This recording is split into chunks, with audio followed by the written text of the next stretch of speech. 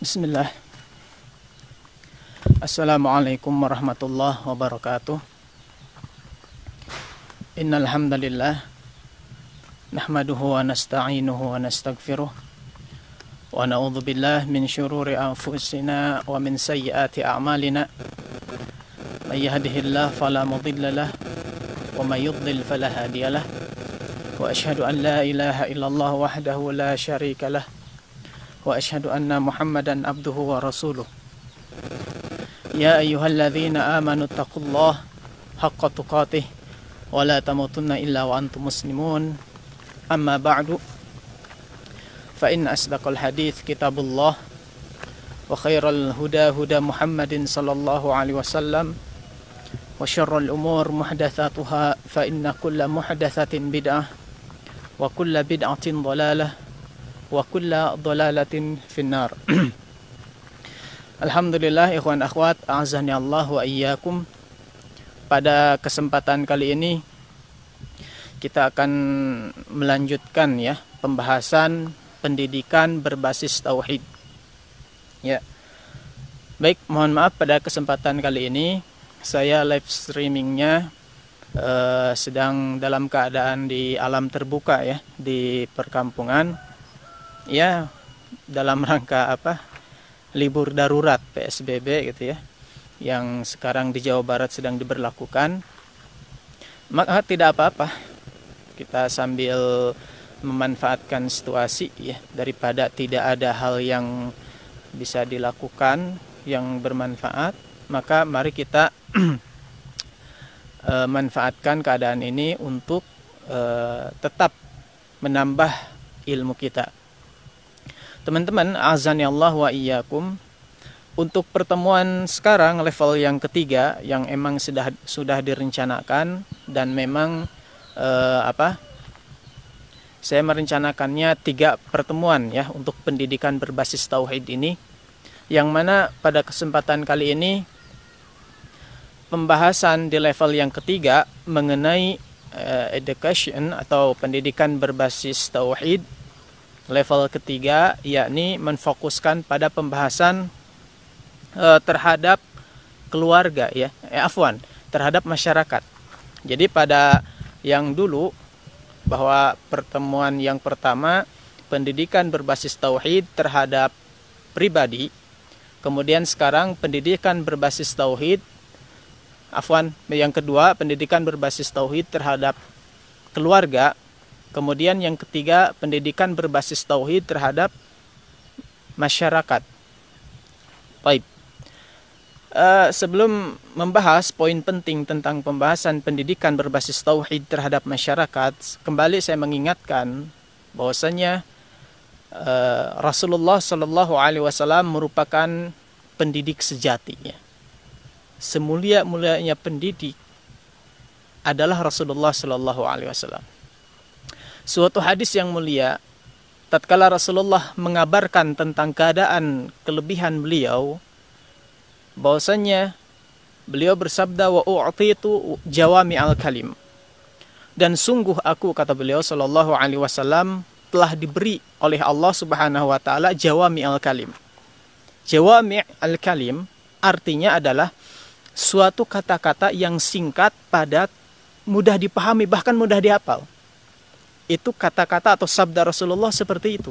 Sehingga jangan heran teman-teman sekalian, ikhwan akhwat azani Allah wa iyyakum, kalau bahwasanya segala perbuatan, ketetapan, sabda atau perkataan Rasulullah sallallahu alaihi wasallam itu terbukukan lafad per lafadnya di dalam kitab-kitab hadis ya. Kalau Al-Qur'an kan jelas itu firman Allah, perkataan Allah yang maha mulia, kalamullah. Adapun hadis itu adalah perkataannya Rasulullah atau sabda Rasulullah Shallallahu Alaihi Wasallam. Di antara definisi hadis itu kan perkataan atau sabda Rasulullah Shallallahu Alaihi Wasallam. Itu dihafal oleh para sahabat, dikumpulkan oleh generasi selanjutnya, dan sebagian sahabat ada yang mengumpulkan sabda-sabda Rasul dan karena menghafalnya dan menulisnya. Baik.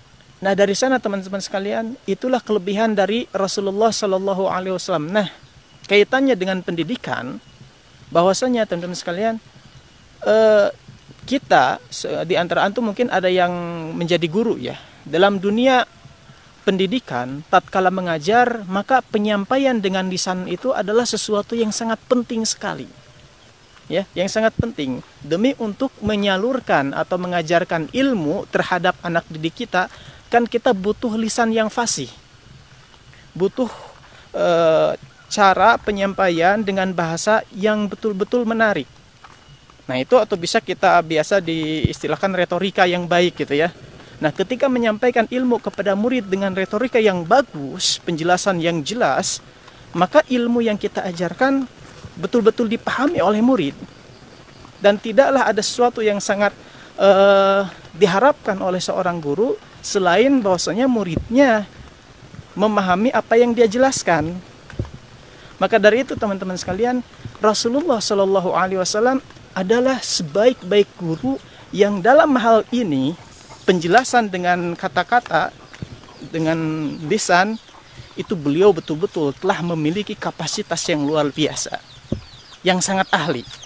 Oleh karena itu teman-teman sekalian, Rasulullah ketika menjelaskan suatu ajaran, yakni Islam, maka penjelasan beliau adalah penjelasan yang sangat luar biasa, Masya Allah.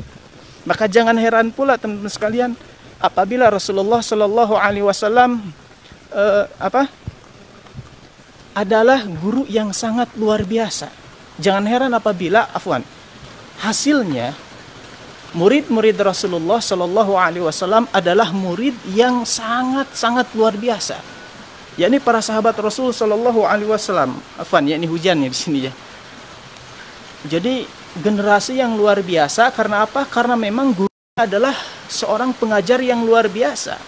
Yakni Rasulullah Shallallahu Alaihi Wasallam ngajarin ajaran Islam kepada para sahabat beliau, menjelaskan tentang ajaran-ajaran Islam kepada para sahabat beliau dengan retorika yang sangat bagus, bahkan dengan contoh langsung ya, praktek nyata, sehingga kan seperti yang kita ketahui. Mungkin antum pernah mendengar bahwasanya ketika Rasulullah ditanya tentang akhlak beliau, maka ketika istri beliau yang bernama Aisyah ditanya tentang akhlak beliau, maka Aisyah mengatakan kana khuluquhul Quran, bahwasanya akhlaknya Rasulullah Shallallahu Alaihi Wasallam itu adalah Al-Quran. Maka dari itu teman-teman sekalian, azani Allah wa iyyakum, Rasulullah Shallallahu Alaihi Wasallam memiliki murid-murid yang betul-betul memahami apa yang telah beliau sabdakan kepada mereka. Rasulullah Shallallahu Alaihi Wasallam murid-murid yang betul-betul memahami apa yang dijelaskan kepada beliau Shallallahu Alaihi Wasallam. Ya, maka dari itu sahabat Rasul adalah orang-orang yang betul memahami, yang benar-benar memahami tentang ajaran Islam yang sebenarnya. Sahabat Rasulullah. Jadi ketika kita membayangkan siapa sih orang atau generasi yang mengetahui sabda Rasulullah yang mengetahui Islam sebagaimana yang dijelaskan oleh Rasulullah, diajarkan oleh Rasulullah Sallallahu Alaihi Wasallam, maka jawabannya adalah para sahabat Nabi Sallallahu Alaihi Wasallam. Maka dari itu teman-teman, azani Allah wa iyyakum, maka lahirlah suatu generasi dari hasil pendidikan Rasulullah Sallallahu Alaihi Wasallam menjadi generasi yang khaira ummah. Oleh karena itu Rasulullah Shallallahu Alaihi Wasallam bersabda, Allah Subhanahu Wa Taala berfirman, kuntum khaira ummatin ukhrijat linnas. Bahwasanya kalian wahai para sahabat, kata para ulama, ayat tersebut pertama kali yang menjadi khitab atau sasaran ayat tersebut, pujian dalam ayat tersebut pertama kali adalah kepada para sahabat. Kuntum khaira ummatin ukhrijat linnas, kata Allah dalam Al-Quran, kalian adalah sebaik-baik umat yang pernah Allah keluarkan di hadapan manusia.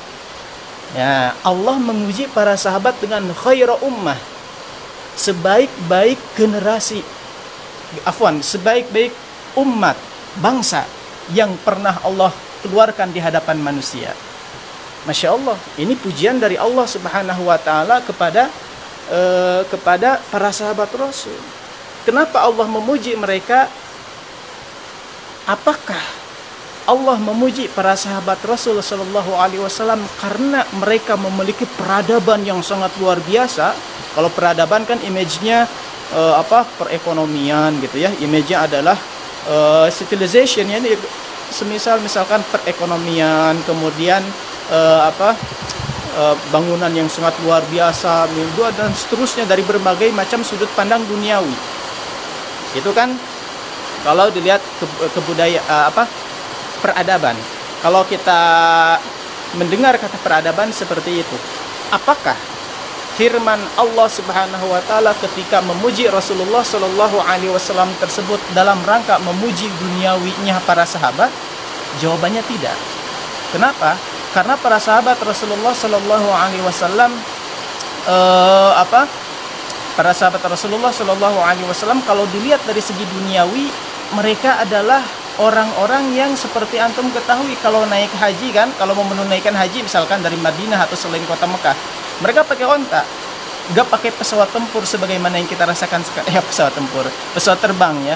Kemudian kalau berperang pakai tombak, kan pakai tombak, pakai pedang. Sementara zaman kita sekarang kalau berperang pakai senjata mesin, rudal, nuklir dan sebagainya.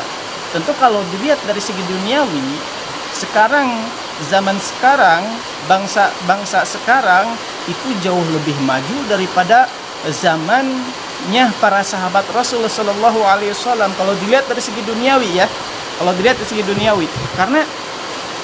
Karena kalau dilihat dari segi duniawi, kemudian kita komparasikan dengan ayat tadi bahwa Allah memuji mereka, para sahabat Rasul, karena mereka adalah umat terbaik. Nah, terbaiknya itu dari segi apa? Itu yang jadi pertanyaan kita. Ya, yang terbaiknya itu, maksud terbaik dari Allah itu dari segi apa? Maka teman-teman sekalian, ketika Allah memuji para sahabat, maksudnya bukan dilihat dari segi duniawi, bukan dilihat dari segi peradaban, civilization. Karena tentu peradaban para sahabat dahulu di masa Nabi dibandingkan kita sekarang yang sangat luar biasa teknologi gitu ya, gedung-gedung, kemudian peralatan militer, perekonomian, kan pesat sekarang ya secara umum. Maka ketika itu tentu kalau dilihat dari segi duniawi, bangsa-bangsa zaman sekarang lebih maju, lebih baik kalau dilihat dari segi duniawi. Tapi ternyata Allah Subhanahu wa taala memuji mereka bukan dari segi itunya. Kan kita mengetahui ya, Ahlus Sunnah wal Jamaah kita telah meyakini bahwasanya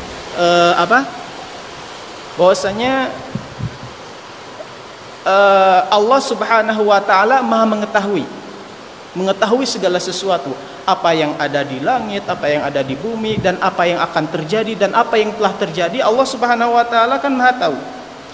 Ketika Allah memuji para sahabat Rasul dengan sebutan kuntum khaira ummah, kalian sebaik-baik umat, maka ketahuilah teman-teman sekalian bahwa Allah pun Maha tahu bahwasanya di abad 21 sekarang ini keadaan umat manusia jauh lebih canggih daripada generasi dahulu di zaman Nabi, para sahabat Nabi sallallahu alaihi wasallam wa radhiyallahu anhum jami'an. Allah Maha tahu. Tetapi tetap saja Allah Subhanahu wa taala memuji para sahabat Nabi, meskipun Allah tahu kalau dari segi duniawi sekarang abad ke-21 akan jauh lebih maju. Karena ya, Allah tetap memuji para sahabat karena yang Allah puji itu bukan dari segi duniawi, tetapi dari segi ketakwaan dan juga tentang apa-apa yang mendorong kepada ketakwaan tersebut, yakni ilmu.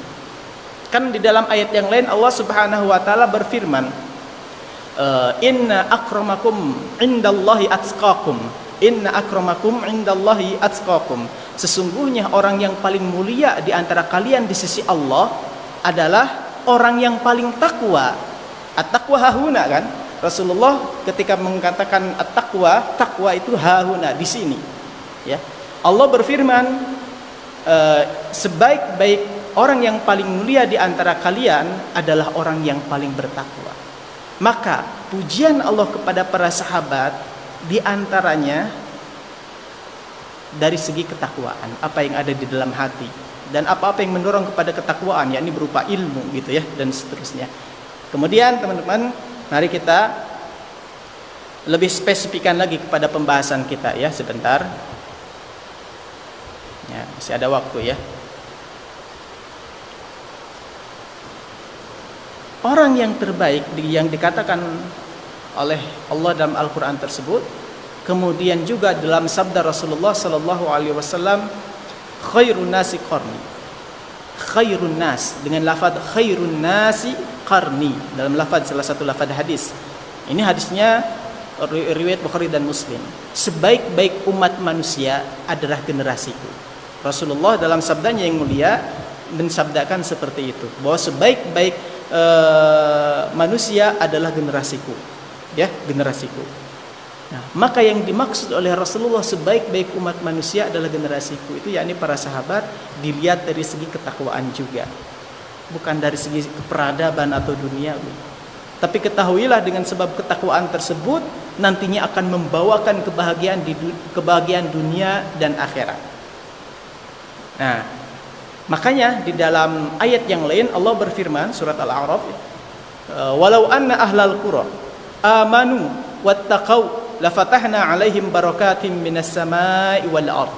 Kalau seandainya penduduk suatu negeri beriman dan bertakwa, lafatahna alaihim barakat minas samai wal ard. Sungguh kami akan bukakan keberkahan bagi kalian, sungguh Allah akan bukakan keberkahan bagi mereka, yakni bagi mereka penduduk suatu negeri yang beriman dan bertakwa. Allah akan bukakan bagi mereka barakat, keberkahan-keberkahan dari langit dan dari bumi. Nah, begitu ya. Baik. Kita lebih spesifikkan lagi, tadi agak kelewat ya. Kaitannya dengan pendidikan, pembahasan pendidikan berbasis tauhid. Kaitannya adalah bahwasanya generasi yang Allah puji dan yang juga oleh Rasulullah puji adalah generasi para sahabat. Dan para sahabat Rasul itu adalah generasi hasil didikan Rasulullah sallallahu alaihi wasallam. Adalah suatu generasi hasil didikan Rasulullah. Maka dari sini dapat kita ketahui betapa hebatnya Rasulullah sallallahu alaihi wasallam. Kan biasanya kita melihat seorang guru itu baik tidak atau piawai tidak atau mahir tidaknya guru dalam mengajar dilihat dari hasilnya kan. Murid-muridnya sukses enggak? Kalau murid-muridnya sukses, wah ini gurunya nih. Yang dilihat kan gurunya, ini hasil didikan gurunya nih. Kalau misalkan dari puluhan murid yang sukses satu itu wajar, mungkin karena kecerdasan murid gitu ya.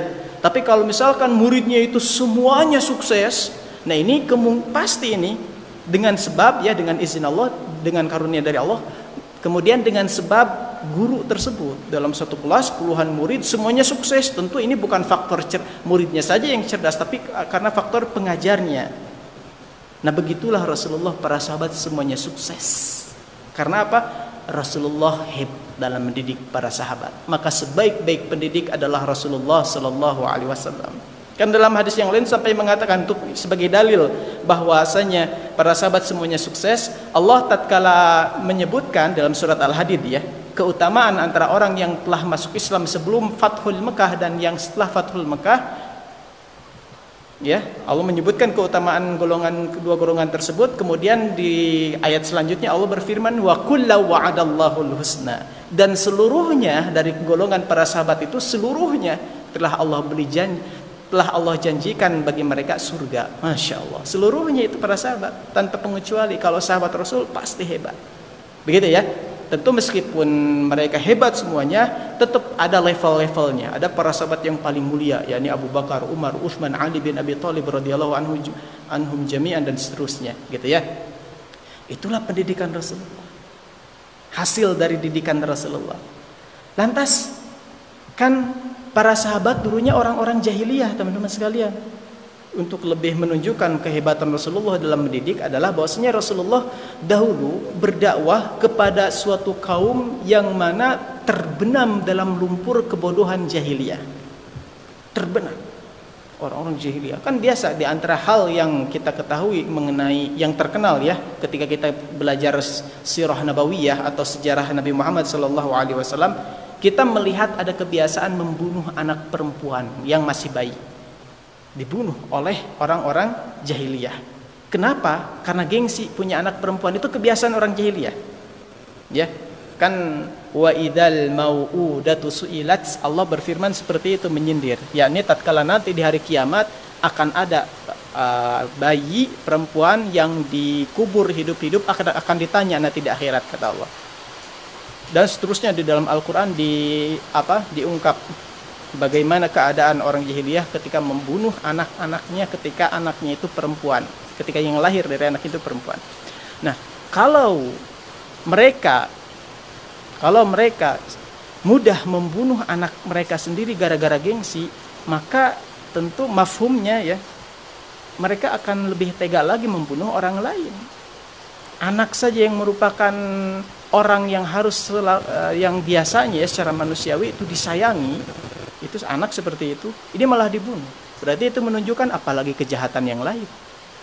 Nah, tapi dengan berkat pendidikan Rasulullah Sallallahu Alaihi Wasallam, maka orang-orang jahiliyah tersebut ketika mendengar dakwah Rasulullah Sallallahu Alaihi Wasallam dan di antara mereka masuk Islam, maka yang tadinya orang jahiliyah berubah statusnya jadi sahabat Rasulullah Sallallahu Alaihi Wasallam yang nantinya dipuji-puji dalam Al-Quran dan hadis.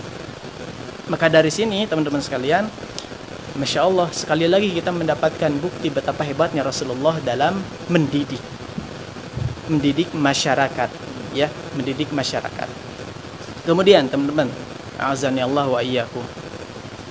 Lantas kita lihat lagi kaitannya dengan tema kita pendidikan berbasis tauhid, ya. Kaitannya dengan tema kita pendidikan berbasis tauhid, bahwasanya sebagaimana yang telah kita bahas pada pertemuan yang lalu dan diulang-ulang, bahwa dakwah para nabi dan rasul itu adalah dakwah tauhid. Allah Subhanahu wa taala menyebutkan bahwasanya seluruh kaum itu pasti diutus nabi-nabi, maka Allah mengabarkan kepada kita prioritas dakwah para nabi tersebut apa? Allah berfirman, "Walaqad ba'atsna fi kulli ummatin rasula an i'budullaha wajtanibut taghut." Sungguh kami telah mengutus pada setiap kaum itu rasul. Jadi Allah Subhanahu wa taala telah mengutus rasul pada setiap kaum. Lalu Allah menjelaskan bahwa dakwah mereka itu an i'budullaha wajtanibut taghut. Sembahlah Allah dan jauhilah taghut. Taghut itu segala sesuatu yang disembah selain dari Allah, ya. Nah, dari sana dapat kita ketahui teman-teman, kata para ulama Ahlus Sunnah, bahwasanya dakwahnya para nabi dan rasul dimanapun mereka, kasus apapun yang mereka dapatkan dalam menghadapi kaumnya, problem apapun yang mereka dapatkan dalam menghadapi kaumnya, tapi inti ya, ingat inti, prioritas dakwah, penekanan dakwah yang mereka tekankan adalah tauhid.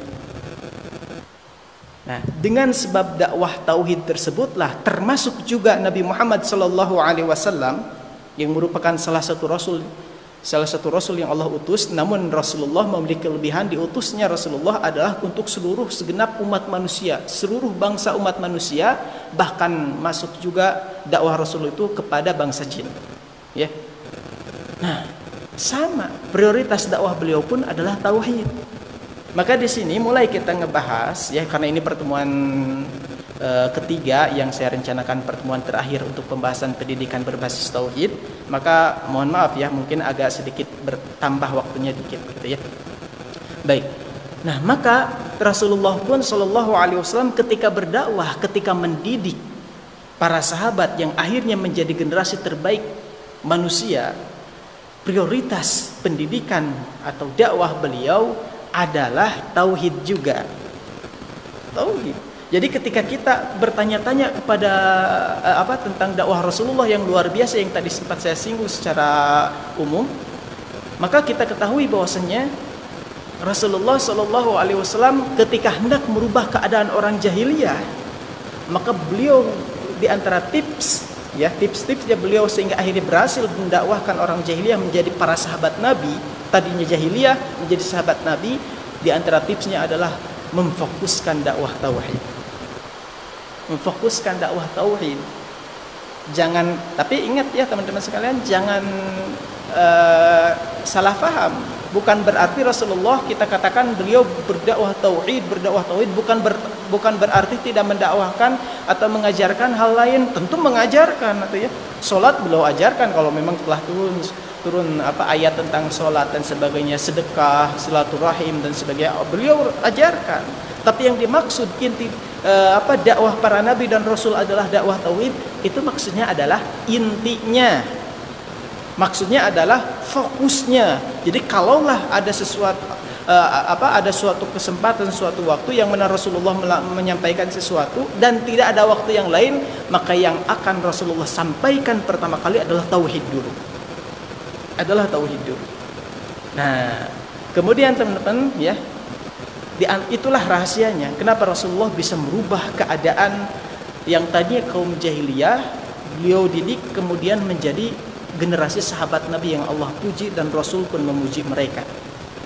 Nah, kemudian di antara dalilnya tentang bahwasanya dakwah tauhid adalah sumber kebaikan untuk segalanya adalah firman Allah Subhanahu wa taala dalam surat Ar-Ra'd.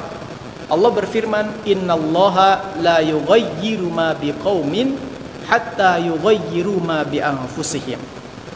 Sesungguhnya Allah tidak akan merubah keadaan suatu kaum sampai mereka merubah keadaan apa yang ada pada diri mereka masing-masing terlebih dahulu. Gitu ya. Innallaha la yughayyiru ma biqaum. Sesungguhnya Allah tidak akan merubah keadaan suatu kaum. Nah, kalau kita tadi contohkan kaum jahiliyah misalkan ya, ketika dakwah Rasulullah, Allah nggak akan merubah keadaan suatu kaum. Hatta yughayyiru ma bi anfusihim, sampai kaum tersebut merubah apa-apa yang ada di dalam diri mereka terlebih dahulu. Nah, merubah apa yang ada di dalam diri kita, ya, diri suatu kaum, sebagaimana yang telah kita bahas pada level yang pertama pendidikan berbasis tauhid ini, adalah merubah hati terlebih dahulu, merubah jiwa, hati. Karena kalau hati bagus, berimbas pada perbaikan yang lainnya. Kalau hati bagus, maka berimbas pada perbaikan yang lainnya. Karena Rasulullah bersabda, "Ala wa inna fil jasadi mudghah, idza salahat salahal jasadu kulluh wa idza fasadat fasadat jasadul kulluh, ala wahyal qalbu." Sesungguhnya dalam suatu jasad itu ada segumpal darah. Kalau baik segumpal daging kalau baik segumpal daging tersebut akan berimbas kebaikan bagi anggota badan yang lainnya. Dan apabila jelek, maka berimbas jelek juga pada amalan anggota badan yang lainnya. Ala wahyal qalbu, ketahuilah segumpal daging tersebut adalah hati. Maka dari sana para ulama mengatakan kalau kita mau kalau kita mau melakukan perubahan secara besar-besaran, maka yang pertama kali kita lakukan adalah merubah hati terlebih dahulu. Ya, karena dengan merubah hati kita akan merubah diri kita. Diri kita akan berubah. Nah, kalau diri kita sudah berubah, maka apa yang terjadi? Innallaha la yughayyiru ma biqaum. Sesungguhnya Allah tidak akan merubah keadaan suatu kaum sampai kaum tersebut mau merubah apa yang ada di dalam diri mereka masing-masing terlebih dahulu. Maka dari sini dapat kita ketahui teman-teman sekalian, Rasulullah dan juga para nabi dan rasul yang lain tatkala mendakwahkan tauhid, tatkala berdakwah memprioritaskan dakwah tauhid, karena dengan dakwah tauhid tersebut adalah sumber perubahan hati, dan kalau hati udah berubah maka berubah juga anggota badan yang lain, amalannya yang lain. Dan kalau seseorang jiwanya, dirinya udah bagus karena memang hatinya bagus dengan tauhid tadi, maka akan berimbas pada perubahan kaum. Nah, sebelumnya berimbas pada perubahan keluarga juga. Nah, itulah di antara hikmah kenapa para nabi dan rasul fokus dakwahnya kepada tauhid.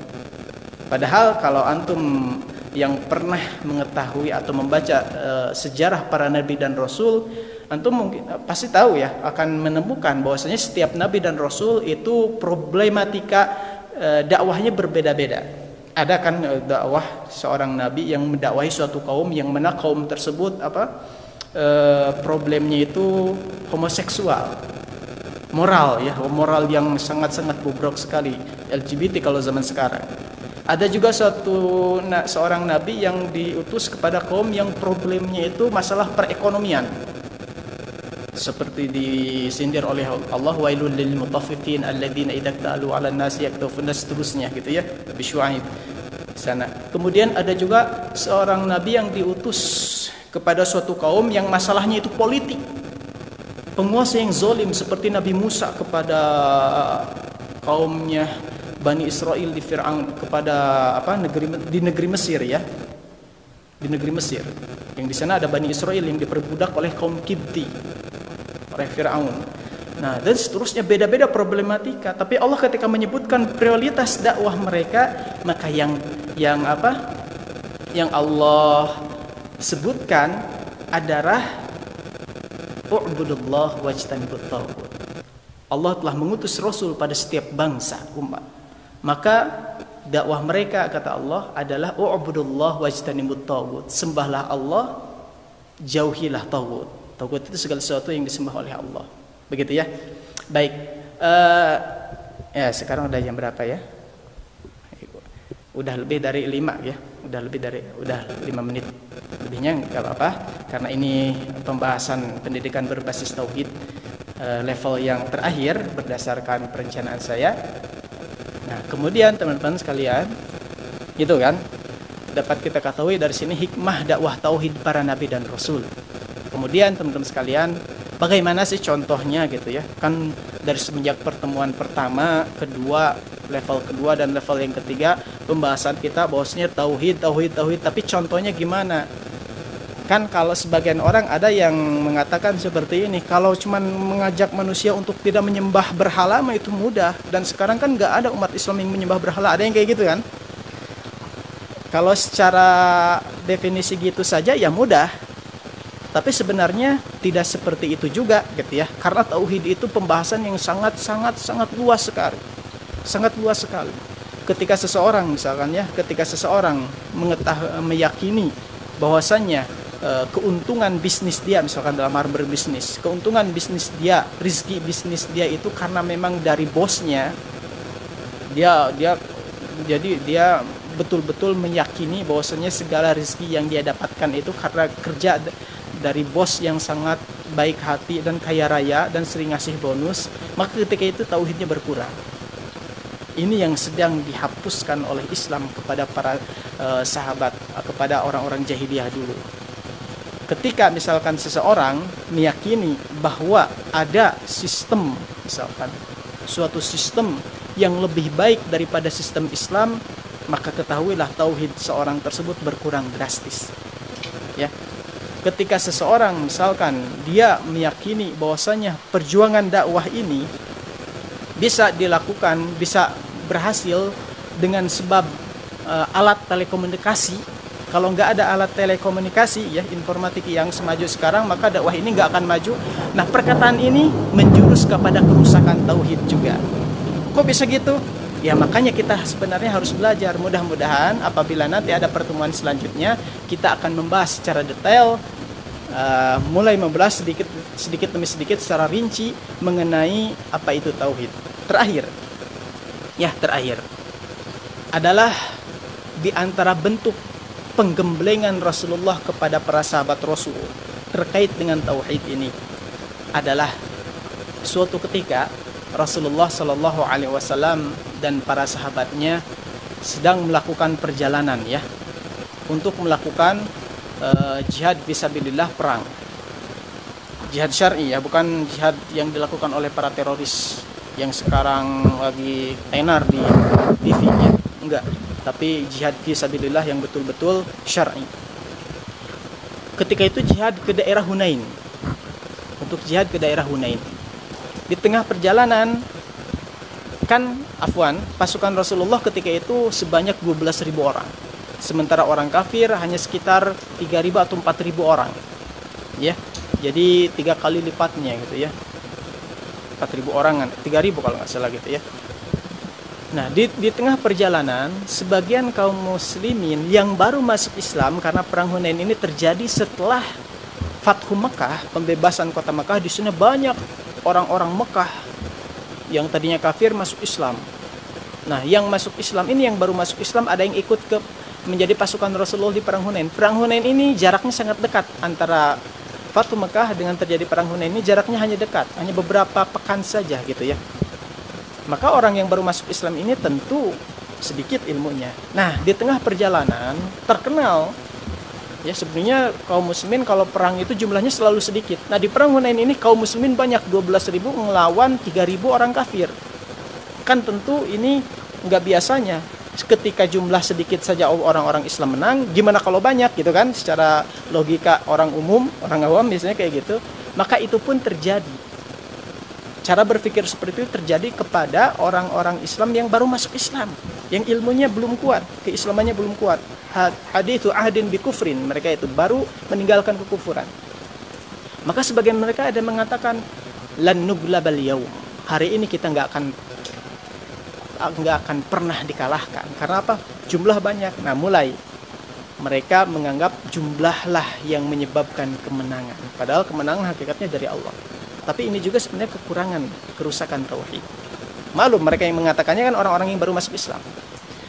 Kemudian di tengah perjalanan, sebagian orang yang masuk Islam ini melihat ada pohon Dzatu Anwat. Yang pohon yang biasa dipakai oleh orang-orang kafir kalau mau berperang itu ngalap berkah dulu mereka, orang-orang kafir itu. Ya, pohon yang dikeramatkan. Jadi pedang-pedang, tombak, persediaan mereka digantungkan dulu ke pohon tersebut. Ada kaum muslimin melewati pohon tersebut, dan di antara pasukan kaum muslimin tersebut ada sebagian yang baru masuk Islam mengatakan, yang baru masuk Islam ini, ya Rasulullah, buatkan bagi aku pohon Dzatu Anwat itu sebagaimana mereka orang musyrik itu punya pohon Dzatu Anwat. Jadi mereka ini yang mengatakan ini ingin melakukan ngalap berkah juga seperti orang-orang musyrik. Rasulullah ketika mendengar kata-kata tersebut langsung mengatakan, langsung marah. Padahal ketika itu dalam perjalanan mau berperang. Biasanya katanya para ahli strategi mengatakan kalau orang mau perang itu nggak mau berdebat, nggak mau buka celah-celah debat. Jadi yang penting bersatu dulu, karena penting persatuan dalam pasukan perang itu. Tapi ketika Rasulullah mendengar ada penyimpangan tauhid, Rasulullah tidak diam. Beliau langsung bersabda dengan tegas dan terlihat kemarahan beliau, subhanallah, dengan mengatakan subhanallah. Riwayat yang lain, Allahu Akbar, dengan mengucapkan Allahu Akbar. Innaha sunan qultum walladhi nafsi biyadih kama qalat banu Israil li Musa ij'al lana ilahan kama lahum alih. Allahu Akbar, sambil malah Rasulullah tegas menasihati mereka yang mengatakan perkataan yang tadi. Demi Allah, kalian sungguh telah mengatakan perkataan yang dahulu telah dikatakan oleh Bani Israel kepada Musa. Mereka dahulu mengatakan kepada Musa, wahai Musa, buatkan bagi kami Tuhan sebagaimana orang-orang musyrik memiliki Tuhan-Tuhan yang banyak. Musa, buatkan bagi kami Tuhan yang kelihatan, yang bisa disembah, karena sebagaimana orang musyrik punya Tuhan yang banyak yang kelihatan yang bisa disembah, katanya mereka seperti itu. Nah, Rasulullah menyamakan perkataan sahabat Nabi tadi, sahabat Afwan, orang yang baru masuk Islam tadi, dengan menyamakan perkataan mereka bahwasanya apa yang kalian katakan sama dengan perkataan kaum Bani Israel minta dibikinin Tuhan kepada Nabi Musa. Jadi untuk ngalap berkah itu merupakan sama dengan peribadatan menuhankan benda yang dianggap keramat tersebut. Nah, apabila kita bertanya dan melihat dalam keadaan bangsa kita, banyak enggak orang-orang yang ngalap berkah kepada benda yang dikeramatkan? Jawabannya banyak. Maka sangat keliru kalau ada orang yang mengatakan, bahkan tokoh mengatakan bahwasanya umat Islam sekarang enggak ada yang berbuat syirik, gitu kan? Ada orang yang enggak mau dakwah tauhid, menjauhi syirik, karena dengan syubhat mereka mengatakan umat Islam sekarang alhamdulillah udah nyembah Allah, katanya. Alhamdulillah. Ya, betul, udah menyembah Allah. Alhamdulillah nggak ada yang melakukan syirik. Nah, ini perlu dipertanyakan. Nggak ada yang melakukan syirik bagaimana? Betapa banyak kaum muslimin sekarang yang terjerumus pada kesyirikan. Nah, dahulu itulah salah satu contoh pendidikan Rasulullah yang berbasis tauhid. Yang dengan sebab pendidikan tersebutlah Rasulullah Shallallahu Alaihi Wasallam dengan ketegasan pendidikan tauhid tersebut, akhirnya generasi para sahabat muncul menjadi generasi terbaik. Betul ada beberapa kasus kesalahan para sahabat, tapi kan dibimbing langsung oleh Rasulullah, seperti yang barusan itu kan diantaranya. Tapi kan langsung ditegur oleh Rasulullah. Karena begitulah Rasulullah mendidik mereka dalam hal tauhid ini betul-betul prioritas. Nggak peduli mau dalam keadaan mau perang, mau dalam keadaan apa, tauhid itu harus ditekankan. Yang ternyata tadi. Baik, mudah-mudahan ada manfaatnya. Ya, mudah-mudahan ada manfaatnya. Oh iya. Pertanyaannya, terakhir pertanyaannya, ayat dan nama suratnya, ya, surat apa dan ayat apa firman Allah, innallaha la yughayyiru ma biqaumin hatta yughayyiru ma bi anfusihim, yang artinya sesungguhnya Allah tidak akan merubah keadaan suatu kaum sampai mereka merubah apa-apa yang ada pada diri mereka masing-masing. Nah, itu surat apa dan ayat berapa? Gitu ya. Nah, baik, itulah pertanyaannya sambil menutup pertemuan kita karena tidak ada pertanyaan ya di sini. Baik, kita tutup saja. Mudah-mudahan ada manfaatnya. Mohon maaf ini agak lebih waktunya dari 30 menit karena pertemuan terakhir ya. Karena maksudnya pertemuan pembahasan pendidikan berbasis tauhid level 3 ini saya anggap sebagai pertemuan terakhir ya. Wallahu alam, kalau nanti ada pertemuan yang lain temanya berbeda insyaallah taala, tapi tetap mudah-mudahan kita mendapatkan ilmu yang bermanfaat dari tema-tema yang lain juga. Baik, sekian dari saya. Mohon maaf apabila ada kesalahan. Subhanakallahumma wa bihamdika asyhadu an la ilaha illa anta astaghfiruka wa atubu ilaik. Wassalamualaikum warahmatullahi wabarakatuh.